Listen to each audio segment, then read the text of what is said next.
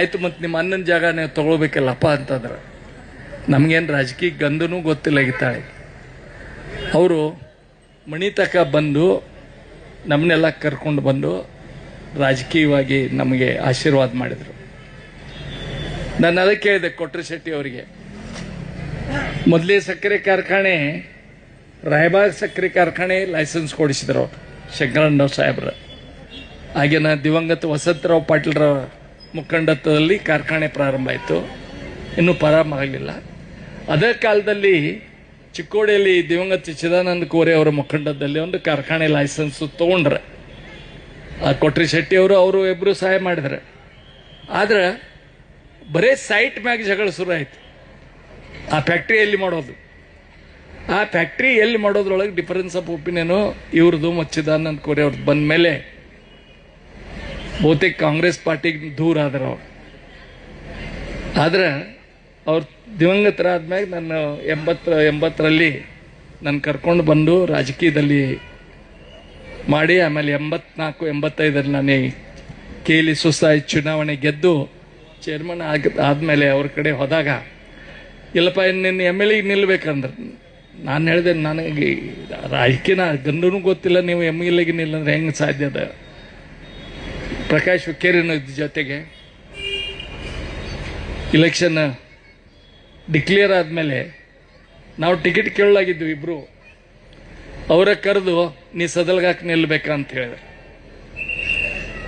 ನನಗೆ ಸದಲ್ಗಾ ಭಾಗೂ ಗೊತ್ತಿಲ್ಲಾಗಿತ್ತು. ಆದರೆ ಸದಲ್ಗಾಕ್ ನನಗೆ ನಿಲ್ಲಿಸಿದ್ರು. ಅದು ಮೊದಲನೇ ರಾಜಕೀಯ ಹೆಜ್ಜೆ. ನನಗೆ ಆಶೀರ್ವಾದ ಮಾಡಿ, ಸೋಲು ಗೆಲುವು ಇರೋದು ಇಲೆಕ್ಷನ್ ನಿಲ್ಲೇಬೇಕು. ಆದ್ರೆ ಆ ಎಲೆಕ್ಷನ್ದೊಳಗೆ ರಾಮಕೃಷ್ಣ ಹೆಗಡೆ ಅವ್ರ ಗಾಳಿಯೊಳಗೆ ಬರೇ ಬೆಳಗಾವಿ ಜಿಲ್ಲೆಯಲ್ಲಿ ಇಬ್ಬರು ಆರಿಸಿ ಬಂದರು. VS ಕೌಜಲ್ಗಿ ಅವರೊಬ್ಬರು, ವೀರಕುಮಾರ್ ಪಾಟೀಲ್ರ ನಿಪ್ಪಾನಿಂದ. ನಾವೆಲ್ಲರೂ ಬಿದ್ದು ಒಳಗೆ ಬಿದ್ದ ಮ್ಯಾಗ ಬಂದಾಗ ನಾವು ರಿಸಲ್ಟ್ ಆದ್ಮ್ಯಾಗ ಶಂಕರಣ್ಣವ್ರ ಮನೆಗೆ ಬಂದು, ಇಲ್ಲ ಇವೇನು ಹೇಳೋದ ಬೀಳೋದ ನಡೆಯೋದ, ನೀ ಕಾಳಜಿ ಮಾಡಬೇಡ, ಮುಂದುವರಿನು ಅಂಥೇಳಿ ಅವ್ರು ಯಾವಾಗಲೂ ಆಶೀರ್ವಾದ ಮಾಡ್ಕೊತು. ಮುಂದೆ ಪ್ರಕಾಶ್ ಹುಕ್ಕೇರಿಗೆ MLC ಸೀಟ್ ಕೊಡಿಸಿರು. ಬಿಡಿ ಬೆಳಗಾವಿ ಜಿಲ್ಲಾ ಪಂಚಾಯತಿ ಮತ್ತು ಪೌರಾಡಳಿತದ ವತಿಯಿಂದ ಅವರು MLC ಆದರು. ಅದರ ನಂತರ ಅವ್ರು ಎಷ್ಟು ಪವರ್ಫುಲ್ ಇದ್ರಿಂದ ಕಾಂಗ್ರೆಸ್ದಾಗ ಹೇಳೋದಂದ್ರೆ ಸ್ವತಃ ನಾವೆಲ್ಲ ನೋಡಿದ್ದೇವೆ. ಈಗೆಲ್ಲ ಕಾಂಗ್ರೆಸ್ ಟಿಕೆಟ್ ಅಥವಾ BJP ಟಿಕೆಟ್ ಕೊಡಬೇಕಾದ್ರೆ B ಫಾರ್ಮ್ ಬರ್ತಿದ್ದು, ಇವತ್ತು ಬರ್ತಾ ಇದಾವೆ. ಇಡೀ ಬೆಳಗಾವಿ ಜಿಲ್ಲಾ ಅಥವಾ ಉತ್ತರ ಕರ್ನಾಟಕದ B ಫಾರ್ಮ್ ಶಂಕರಣ್ಣನ ಕಡೆ ಎಲ್ಲ ಕೋರವರು ಖಾಲಿ ಇವರೇ ಹೆಸರು ಬರೋದು. ಅದ್ರ ಮ್ಯಾಗ ಯಾರಿಗೆ ಟಿಕೆಟ್ ಕೊಡೋದು. ಕಾಂಗ್ರೆಸ್ದೊಳಗೆ ಟಿಕೆಟ್ ಸಿಕ್ಕರೆ ಅವ MLA ಆಗ್ತಿದ್ದ ಆ ಕಾಲದಾಗ. ಯಾಕಂದ್ರೆ ಇಂದಿರಾ ಗಾಂಧಿ ಅವ್ರ ಪ್ರಸ್ತ ಅಷ್ಟಿತ್ತು. ಅಂಥ ಕಾಲದೊಳಗೆ ಅವರು ಎಷ್ಟು ಪವರ್ಫುಲ್ ಇದ್ರೆ ಮಹಾರಾಷ್ಟ್ರ ಇನ್ಚಾರ್ಜ್ ಇದ್ರು. ಮಹಾರಾಷ್ಟ್ರ ಜನ ಎಷ್ಟು ಬೆಳಿಗ್ಗೆ ಹೇಳಿದ್ರಲ್ಲ, ಶರದ್ ಪವಾರ್ ಹಿಡ್ಕೊಂಡು ಎಲ್ಲರೂ ಅವ್ರ ಭೇಟಿಗೆನೆಲ್ಲ ನಾವು ಸ್ವತಃ ಕಣ್ಣಲ್ಲೇ ನೋಡಿದ್ದೀವಿ. ಈಗೇನು ಕರ್ನಾಟಕದ ಕಾಂಗ್ರೆಸ್ ಮುಖಂಡರು ಎಷ್ಟಿದಾರಲ್ಲ, ಅವರೆಲ್ಲ 2-3 ತಾಸಿನೆಲ್ಲ ಅವ್ರಿಗೆ ಭೇಟಿಯಾಗಕ್ಕೆ. ಆದರೆ ಅವ್ರು ಎಂದೂ ಸಿಟ್ಟಿಗೆ ಯಾರಿಗೂ ಬರಲಿಲ್ಲ. ಎಂದು ನಾವು ಅನ್ಕ ಶಂಕರಾನಂದ ಸಾಹೇಬ್ರ ಸಿಟ್ಟಿಗೆ ಬಂದದ್ದು ನೋಡ್ಲಿಲ್ಲ. ಅವ್ರು ಎಷ್ಟು ಪವರ್ಫುಲ್ ಇದ್ರಂದ್ರೆ, ಏರ್ಪೋರ್ಟ್ ಮ್ಯಾಗ ಅವ್ರು ನಾಳೆ ಬರೋದಾರಂದ್ರೆ ಸುಮಾರು ಇಲ್ಲಂದ್ರೆ ಆ ಕಾಲದ 50 ಕಾರ್ ಇರೋ ಅಲ್ಲಿ ಎಲ್ಲರಿಗೂ ಭೇಟಿ ಆಗ್ತಿರೋ ಬಿಡ್ತಾರೋ ಗೊತ್ತಿಲ್ಲ. ಶಂಕರಾನಂದ ಸಾಹೇಬ್ರ ವಿಮಾನದಿಂದ ಇಳಿದ್ರಲ್ಲ, ನನ್ನ ಕಡೆ ನೋಡಿದ್ರಲ್ಲ, ಇದ ಖುಷಿ. ಅಂದ್ರೆ ನೋಡಿ, ನಮ್ಮನ್ನು ಮಾತಾಡಿಸೋದು ದಂಡಿಗಿರಲಿ, ವಿಮಾನದಾಗ ಇಳಿದ ಪೆಟ್ಟಿಗೆ ಶಂಕರಾನಂದನ ಮ್ಯಾಗ ಕಣ್ಣು ಹಾಸಿರಲ್ಲ. ಹಿಂಗೆ ಬಹಳಷ್ಟು ಕಾರ್ಯಕರ್ತರ ಖುಷಿಲಿ ಅವ್ರ ಮ್ಯಾಗ ಅಭಿಮಾನ ಇಟ್ಕೊಂಡು ನಾವೆಲ್ಲ ಇದ್ದ ಜನ.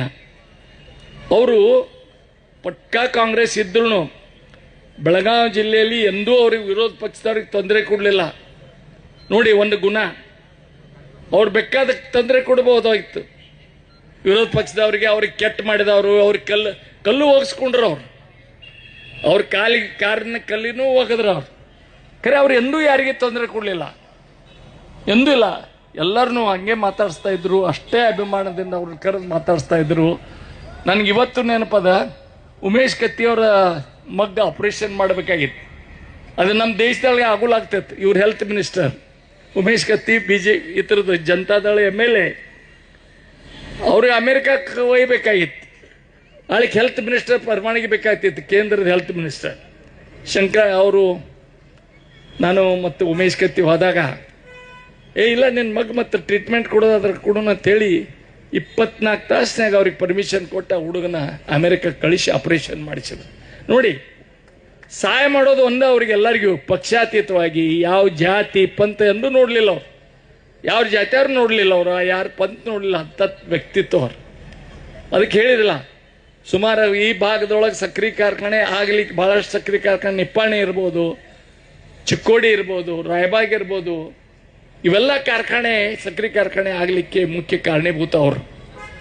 ಅದ್ರ ಜೊತೆಗೆ ನಮ್ಮಂಥವ್ರನ್ನ ಯುವಕರನ್ನ ಚಪ್ಪಡಿಸಿ ನನ್ನನ್ನು ಪ್ರಕಾಶ್ ಹುಕ್ಕೇರಿ ಅನ್ನೋ ವೀರ್ ಕುಮಾರ್ ಪಾಲ್ಡ್ರ್ ಇರ್ಬೋದು, ನಮ್ಮನ್ನೆಲ್ಲ ರಾಜಕೀಯವಾಗಿ ತಂದು ನಮ್ಗೆ ಯಾವಾಗಲೂ ಆಶೀರ್ವಾದ ಮಾಡಿದವರು ಅವ್ರ ವ್ಯಕ್ತಿತ್ವ.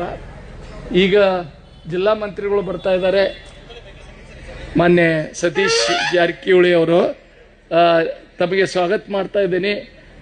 ದಯವಿಟ್ಟು ಭಾಳ ಜನ ಭಾಳ ದಿವಸ ಅದಕ್ಕೆ ಈ ಕಾರ್ಯಕ್ರಮ ಇನ್ನೂ ಆಗಬೇಕು.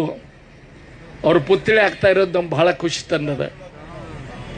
ಯಾಕಂದ್ರೆ ಯಾವ ಗಿಡದ ತೆಳಗ ಎಲ್ಲ ನಾವು ಮುಖಂಡರು ನಿಲ್ತಿದ್ದೇವೆ ಅವ್ರಿಗೆ ಕಾಯಲಿಕ್ಕೆ, ಅವ್ರು ನೋಡಲಿಕ್ಕೆ. ಆ ಜಾಗದಲ್ಲಾಗ ಅದು ಎದುರಿಗೆ ಅವ್ರ ಪುತ್ಥಳಿ ಆಗೋದಂದ್ರೆ ನಮ್ಗೆ ದಿನ ಅವ್ರದ ನೋಡಲಿಕ್ಕೆ ನಮಗೊಂದು, ಅಂದರೆ ಶಂಕರಣ್ಣ ಸಾಹೇಬ್ರ ಜೀವಂತ ಪುತ್ಥಳಿ ನಮ್ಗೆ ನೋಡಲಿಕ್ಕೆ ಇವತ್ತು ಇಲ್ಲಿ ಮಾಡ್ತಾ ಇರೋದು ನಮ್ಗೆ ಖುಷಿಯಾಗಿದೆ. ಅವ್ರ ಕುಟುಂಬದಲ್ಲಿ ನಾನು ಭಾಳ ನನ್ನ ವೈಯಕ್ತಿಕ ಅವರಿಗೆ ಅಭಿನಂದನೆ ಹೇಳಿ ಭಾಳಷ್ಟು ನಂಗೆ ಮಾತು ಹೇಳಿದೆ, ಮಾತಾಡಬೇಕಾಗಿತ್ತು. ಟೈಮ್ ಇನ್ನೂ ಭಾಳ ಜನ ಮಾತಾಡೋರಿದ್ದಾರೋ. ಅವರು ಎಷ್ಟರ ಮಟ್ಟಿಗೆ ಅಂದ್ರೆ ಬೆಳಗಾವದಿಂದ ಇಲ್ಲಿ ಬಹುತೇಕ ಅವ್ರು ಬೆಳಗಾವಿಗೆ ಭಾಳಷ್ಟು ಜನ ಪಾಪ. ಆದರೆ ದಿಲ್ಲಿಯೊಳಗೆ ನಾನು ನೋಡಿದ್ದೇನೆ ನಾನು ಅವ್ರ ಜೊತೆಗೆ MP ಆದಮೇಲೆ 8 ಗಂಟೆಗೆ ಬೆಳಿಗ್ಗೆ ನಾವು ಎದ್ದು ಅವ್ರ ಮನೆಗೆ ಅವ್ರ ಮನೆಗೆ ಹೋದ್ರೆ ಎಲ್ಲ VIP ಗಳು ವಶೀಲ್ ನಮ್ಗೆ, ಸಾಹೇಬ್ನ ಭೇಟ ಇಲ್ಲದ್ಯಾವ, ಸಾಹೇಬ್ರಿಗೆ ಭೇಟಿ ಮಾಡಕ್ಕೆ ಕೊಡ್ರಿ ನಮಗಂತ ಹೇಳಿ. ಅಂದ್ರೆ ನಮ್ಗೆ ಎಷ್ಟು ಇಂಪಾರ್ಟೆನ್ಸ್ ಬಂದಿತ್ತಂದ್ರೆ ಎಂಥ ಮಹಾರಾಷ್ಟ್ರ, ಎಂಥದ್ದು ಶಂಕರ್ರಾವ್ ಚೌಹಾಣ್ ಅವರು, ಎಂತೆಂಥ ದೊಡ್ಡ ವ್ಯಕ್ತಿಗಳು, ಧರ್ಮಸಿಂಗ, ಖಾರ್ಗೆ, ಇವರೆಲ್ಲರೂ ಶಂಕರಣ್ಣ ಸಾಹೇಬ್ರ ಮಂಜಾರು ಭೇಟಿ ಮಾಡ್ಸರಿ ಕೋರೆ ಅವ್ರನ್ನ ಅವ್ರು. ನಮ್ಮ ಆ ಕಾಲ ಇತ್ತು. ಆ ಕಾಲದಲ್ಲಿ ಅಂಥ ವ್ಯಕ್ತಿತ್ವ ಹೊಂದಿದ್ದವರು, ಮುಖಂಡತ್ವ ಹೊಂದಿದ್ರು. ಇಡೀ ಬರೇ ಮಹಾರಾಷ್ಟ್ರ ಕರ್ನಾಟಕ ಅಷ್ಟಲ್ಲ, ಹರಿಯಾಣದಿಂದ ಬಹುತೇಕ ಹರಿಯಾಣ ಬಂದಾರ ನನ್ನ ಮಿತ್ರ. ಇವತ್ತು ಹರಿಯಾಣ ಮುಖ್ಯಮಂತ್ರಿ ಯಾರು ಮಾಡೋದು? ಶಂಕರಣ್ಣ ಡಿಸಿಷನ್ ಮಾಡೋರು. ನಮ್ಮ ದೇಶದೊಳಗೆ ಯಾರ್ಯಾರು ಮುಖ್ಯಮಂತ್ರಿ ಆಗಬೇಕು, ಯಾರಿಗೆ ಕಾಂಗ್ರೆಸ್ ಟಿಕೆಟ್ ಕೊಡಬೇಕನ್ನೋ ಇದು ಶಂಕರಣ್ಣ ಕೈಯಾಗ ಅಷ್ಟು ಪವರ್ಫುಲ್. ಹೇಳಲ್ಲ, B.Pharm ಖಾಲಿ B.Pharm ತಂದಿದ್ರು. ಬೆಳಗಾವಿ ಜಿಲ್ಲಾದ B.Pharmನ ಭಾಳ ಸಲ ನೋಡಿದ್ದೀವಿ.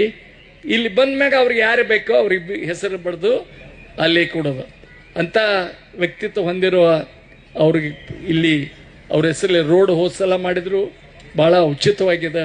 ಇವತ್ತು ಅವ್ರದ್ದು ಸಂಪೂರ್ಣ ಅವ್ರದ್ದು ಪೂರ್ತಿ ಪ್ರಸ್ತಾಪನಾ ಮಾಡೋದು ನಮಗೂ ಭಾಳ ಖುಷಿ ಸಂದದ. ನಾವೆಲ್ಲ ಅವ್ರ ಶಿಷ್ಯರು, ಅವ್ರ ಸೇವಾ ಮಾಡಲಿಕ್ಕೆ ನನಗೂ ಒಂದು ಸ್ವಲ್ಪ ಆಳಿಗೆ ಸಿಕ್ತು. ಯಾಕಂದ್ರೆ ಅವ್ರಿಗೆ ಯಾವಾಗ ಹೆಲ್ತ್ ಸರಿ ಇಲ್ಲ ಇತ್ತು, ಅವ್ರನ್ನ ಯಾಕಂದ್ರೆ ಆಸ್ಪತ್ರೆ ಕಟ್ಟುವಳಿಕೆ ಅವ್ರಿಗೆ ನನಗೆ ಭಾಳ ಆಶೀರ್ವಾದ ಮಾಡಿದರು. ಆಳಿಗೆ ಭಾಳ ಪರದೇಶದಿಂದ ಇಕ್ವಿಪ್ಮೆಂಟ್ ತರಬೇಕಾದ್ರೆ ಹೆಲ್ತ್ ಮಿನಿಸ್ಟರ್ನ ಪರವಾನಗಿ ಬೇಕಾಗ್ತಿತ್ತು. ಅದೆಲ್ಲನೂ ಪರವಾನಗಿ ಕೊಟ್ಟು ಬೆಳಗಾವಿಯಾಗ ಒಂದು ಉತ್ತಮ ಆಸ್ಪತ್ರೆ ಆಗಬೇಕಂತ ಅವರು ಇಚ್ಛೆ. ಅದನ್ನು ಉದ್ಘಾಟನೆ ಮಾಡಲಿಕ್ಕೆ ಅವರು ಆಗಿನ ಪ್ರಧಾನಮಂತ್ರಿಯವರು ನರಸಿಂಹರಾವ್ ಅವ್ರನ್ನ ಕರ್ಕೊಂಡು ಬಂದರು. ಅದನ್ನು ಫೌಂಡೇಶನ್ ಹಾಕಲಿಕ್ಕೆ ರಾಜೀವ್ ಗಾಂಧಿ ಅವ್ರನ್ನ ಕರ್ಕೊಂಡು ಬಂದಿದ್ದರು. ಅಂಥ ವ್ಯಕ್ತಿತ್ವ ನನಗೆ ಬಹಳ ಸಮೀಪ. ಮುನ್ನೆ ನಾನು ಪಾರ್ಟಿ ಬಿಡಬೇಕಾಯ್ತು, ಅದಕ್ಕೆ ಕಾರಣ ಬೇರೆ ಇರೋರು. ಅದಕ್ಕೆ ನನಗೆ ಆದ್ರೆ ಯಾವ ಪಾರ್ಟಿ ಇದ್ರೂ ಅವ್ರು ನನ್ನ ಗುರುಗಳ, ನನ್ನ ರಾಜೀವ್ ಮುಖಂಡರ ಅವರಂತ ನಾನು ತಂಡವಾಗಿ ಹೇಳ್ತಾ ಇದ್ದೇನೆ. ಅವ್ರ ಸೇವೆ ಇನ್ನೂ ಹೆಚ್ಚಾಗಲಿ. ಒಂದೇ ಕೆಟ್ಟ ಅನಿಸ್ತೈತಿ, ಅವ್ರ ಮನೆಯೊಳಗೆ ಯಾರೇ ರಾಜಕೀಯವಾಗಿ ಮುಂದುವರಿಬೇಕಾಗಿತ್ತು. ದುರ್ದೈವ, ಓಂ ಪ್ರಕಾಶ್ ಅವರು ದಿವಂಗತ ಆದಮೇಲೆ ಯಾರೂ ಬರಲಿಲ್ಲ. ನಾನು ಕಳ್ಕಳಿ, ಯಾಕಂದ್ರೆ ಕಾಂಗ್ರೆಸ್ ಫ್ಯಾಮಿಲಿ ಅದು ಸತೀಶ್ ಅವರ. ದಯವಿಟ್ಟು ನಾನು ಕೇಳ್ಕೊತಾ ಇದ್ದೀನಿ, ಅವ್ರ ಮನೆಯೊಳಗೆ ಏನ್ರಿ ಒಂದು ಅಧಿಕಾರ ಕೊಡ್ಬೇಕಂತ ನಮ್ಮೆಲ್ಲ ಅವ್ರ ಶಿಷ್ಯರ ಹೊತ್ತಿನ ನಿಮ್ಗೆ ಕೇಳ್ಕೊಂಡು ನಾನು ಈಗ ಘಾಟಿಗೆ ಸಾಹೇಬ್ರು ಬಂದರು, ಪಟ್ಟ ಶಿಷ್ಯರು, ಇವರೆಲ್ಲ ನಮ್ಮ ಶಿಷ್ಯರು ಅವ್ರು. ಅದಕ್ಕೆ ಅವರಿಗೆ ಇನ್ನೂ ನಮಗೆ ಯಾವಾಗಲೂ ಆಶೀರ್ವಾದ ಅಂತ ಹೇಳಿ ನನ್ನ 2 ಮಾತು ಮುಗಿಸ್ತಾ ಇದ್ದೀನಿ. ಜೈ ಹಿಂದ್, ಜೈ ಕರ್ನಾಟಕ.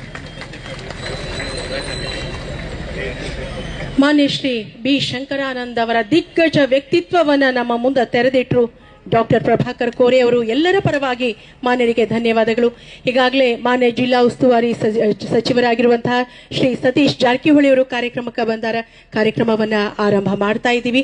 ಮಾನ್ಯ ಶ್ರೀ ಶಶಿಕಾಂತ್ ನಾಯಕ್ ಅವರು ದಯವಿಟ್ಟು ವೇದಿಕೆಗೆ ಆಗಮಿಸಬೇಕು ಅಂತ ವಿನಂತಿ. ಮಾನ್ಯ